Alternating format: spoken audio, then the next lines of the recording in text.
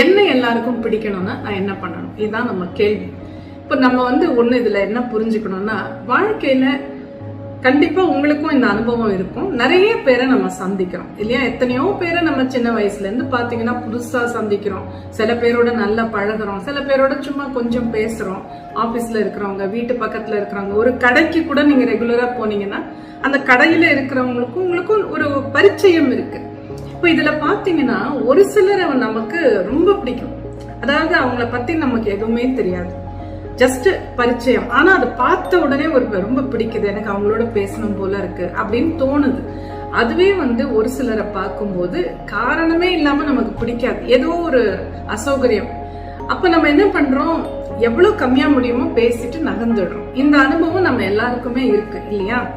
அது ஏன் அப்படி ஆகுது? எதுவும் விஷயம் தெரியாம ஒருத்தரை ஏன் நமக்கு பிடிக்குது, ஒருத்தரை ஏன் நமக்கு பிடிக்கல? இதுக்கு என்ன காரணம்னா, ஒரு மனிதரை நாம் பார்க்கும்போது அவர் பேசுறது, சிரிக்கிறது, இதை மட்டும் நம்ம அப்சர்வ் பண்றது இல்ல. அவரிடமிருந்து வெளிவரும் ஒரு சக்தி, ஒரு எனர்ஜிங்கிறது இருக்கு.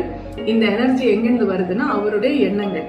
அந்த ஒவ்வொரு எண்ணமும் ஒரு சக்தியை வெளிப்படுத்தும் அப்படிங்கிறது நான் பலமுறை சொல்லி இருக்கேன். அந்த எண்ணம் தோன்றும் போதே ஒரு சக்தி வெளிப்படும்.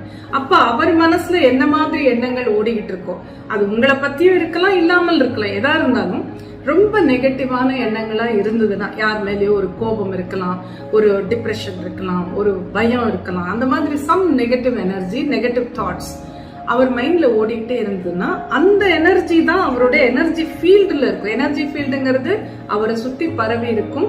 அவருக்குள்ளேருந்து வரக்கூடிய ஒரு எனர்ஜி, அதை நம்ம ஆராங்கிற பேரையும் நம்ம பயன்படுத்துவோம்.